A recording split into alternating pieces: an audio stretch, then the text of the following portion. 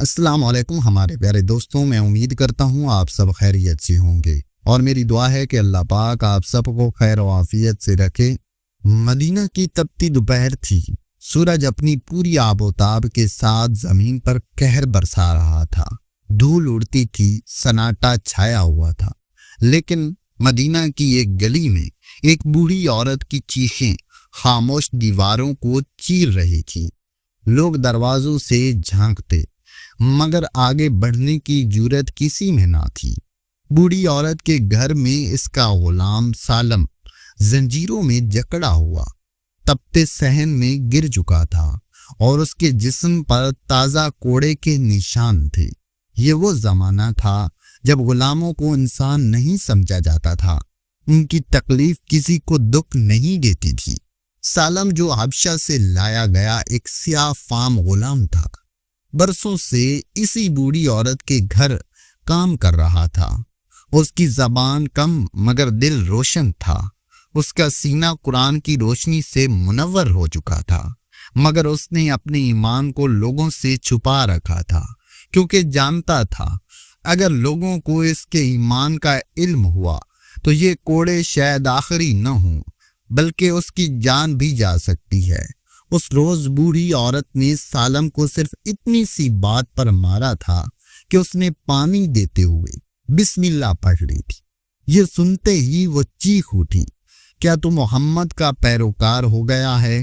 سالم نے نظریں جھکا لیں، کچھ نہ بولا، مگر خاموشی میں بھی ایمان کی صدا تھی۔ جب کوڑے ختم ہوئے اور وہ تنہا رہ گیا، اس نے آسمان کی طرف دیکھا۔ لبوں پر ایک دعا تھی مگر آواز نہیں، دل میں ایک فریاد کی، یا اللہ تو سب دیکھ رہا ہے، میں کمزور ہوں لیکن تیرا ہوں، اگر میری جان لے کر بھی تو مجھ سے راضی ہو جائے تو میں راضی ہوں، لیکن اے میرے رب، اگر تیری مرضی ہو تو میری زندگی کو لوگوں کی ہدایت کا ذریعہ بنا دے۔ اسی رات مدینہ کے ایک نوجوان زبیر، جو کہ رسول اکرم صلی اللہ علیہ وآلہ وسلم کے ماننے والوں میں تھا، وہ رازداری سے سالم کے پاس پہنچا۔ وہ سالم کے ایمان سے واقف تھا۔ اس نے کہا، سالم، تمہیں اس حال میں نہیں چھوڑ سکتا، تمہارا وجود ہماری امت کے لیے ایک مثال بن سکتا ہے، تم سچے ہو، صبر کرنے والے ہو، آؤ ہم تمہیں رسول اللہ صلی اللہ علیہ وآلہ وسلم کے پاس لے چلتے ہیں۔ مگر سالم نے سر ہلایا، ابھی نہیں، اگر میں چلا گیا تو میرے جیسے اور غلام کبھی سچ نہ بول پائیں گے۔ اگر میں اس ظلم کو سہ کر بھی کھڑا رہا، شاید کوئی غلام میری حالت دیکھ کر ہدایت پا لے۔ میں رہوں گا جب تک میرا رب مجھے خود نہ بلا لے یا میرے لیے کوئی اور در کھول دے۔ زبیر خاموش ہو گیا۔ سالم کی بات میں ایسی روشنی تھی کہ دل کانپ گیا۔ وہ واپس لوٹ گیا، مگر اس رات خوب دعائیں کرتا رہا۔ دن گزرتے رہے اور سالم کی حالت بگڑتی گئی، لیکن اس کی زبان پر کبھی شکایت نہ آئی۔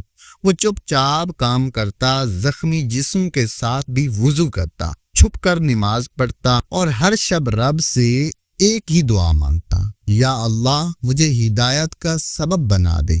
مدینہ میں غلاموں کے بیچ سالم کی باتیں پھیلنے لگیں۔ اس کی خاموشی میں طاقت تھی، اس کی تکلیف میں برکت۔ کئی غلاموں نے اسلام کے بارے میں جاننا شروع کر دیا، اور ایک روز کچھ ایسا ہوا جس نے سب کچھ بدل کر رکھ دیا۔ وہ رات مدینہ کی سرد راتوں میں سے ایک تھی۔ آسمان پر بادل چھائے ہوئے تھے، لوگ اپنے گھروں میں چھپے بیٹھے تھے، لیکن بوڑھی عورت کے گھر میں ایک اور طوفان اٹھنے والا تھا۔ اسی رات قریش کے 2 تاجر مدینہ آئے۔ وہ اس بوڑھی عورت کے مہمان بنے جو سالم کو غلام بنائے بیٹھی تھی۔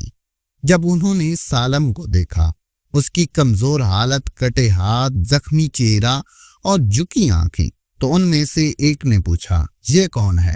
کیا تم نے اسے جنگ میں قیدی بنایا ہے؟ بوڑھی عورت ہنسی، یہ میرا غلام ہے، بغاوت کے جراثیم اس کے اندر رینگ رہے ہیں، محمد کے دین کی بات کرتا ہے۔ تاجروں میں سے ایک، جس کا نام حکیم تھا، چونک گیا۔ وہ مکہ سے آیا تھا، لیکن اس کے دل میں کے سوال پل رہے تھے۔ اس نے سالم کو قریب بلایا اور آنکھوں میں آنکھیں ڈال کر بولا، کیا تم واقعی محمد کے دین پر ہو؟ سالم نے آنکھیں جھکا لیں۔ ہاں، لیکن میں صرف اپنے رب کے لیے غلام ہوں، باقی سب دنیا ہے۔ حکیم چند لمحے اسے دیکھتا رہا، پھر کچھ دیر کے لیے چپ ہو گیا۔ اگلے دن وہ شہر سے نکلتے وقت زبیر کے گھر پہنچا۔ وہ جانتا تھا کہ زبیر رسول اللہ صلی اللہ علیہ وآلہ وسلم کے ماننے والوں میں ہے۔ زبیر، وہ سالم، وہ کوئی عام انسان نہیں۔ اس کی خاموشی نے میری روح ہلا دی۔ اگر ایسا شخص تمہارے دین پر ہے تو مجھے اس دین کے بارے میں جاننا ہے۔ یہ بات خاموشی سے مدینہ میں پھیل گئی۔ ایک غلام جس کے زخم اس کی زبان بن گئے تھے، مدینہ کے لوگوں کو جھنجھوڑنے لگا۔ رفتہ رفتہ لوگ اس کے قریب آنے لگے، چھپ کر سوال کرنے لگے، اور ایک دن مدینہ کی مسجد نبوی میں خود رسول اللہ صلی اللہ علیہ وآلہ وسلم کے سامنے وہی غلام سالم کھڑا تھا۔ اس کے ہاتھ ابھی بھی زخموں سے بھرے تھے، جسم کمزور مگر ایمان چٹان جیسا۔ رسول اللہ صلی اللہ علیہ وآلہ وسلم نے اس کی طرف دیکھا، مسکرائے اور فرمایا، یہ سالم ہے جو ہمارے درمیان غلام نہیں بلکہ صبر کی مثال ہے۔ اس دن سالم کو آزاد کر دیا گیا اور رسول اللہ صلی اللہ علیہ وآلہ وسلم کا قریبی ساتھی بن گیا، اور آنے والے وقت میں اسلامی لشکر کے ساتھ کئی غزوات میں شریک ہوا۔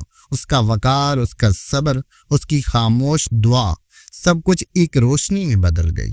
سالوں بعد جب سالم کی قبر پر صحابہ بیٹھا کرتے تھے تو ایک دوسرے سے کہتے، یہ وہ شخص تھا جس نے بغیر بولے ہزاروں دلوں کو بولنا سکھایا۔ یہ واقعہ ہمیں بتاتا ہے کہ کبھی کبھی سب سے بڑی تبلیغ آواز سے نہیں، صبر سے ہوتی ہے۔ سالم جیسے غلام جب رب سے جڑتے ہیں تو زمین کے تخت ہلنے لگتے ہیں۔ وہ زخم جو کسی کے جسم پر لگتے ہیں اگر رب کے لیے ہوں تو چراغ بن جاتے ہیں اور اندھیروں میں راستے دکھاتے ہیں۔ اگر آپ کو ہماری ویڈیو اچھی لگی ہے تو اس ویڈیو کو لائک کر دیں، اور ابھی تک ہمارے چینل کو سبسکرائب نہیں کیا تو سبسکرائب کر دیں۔ زندگی رہی تو نیکسٹ ویڈیو میں آپ سے ملاقات ہوگی۔ اللہ حافظ۔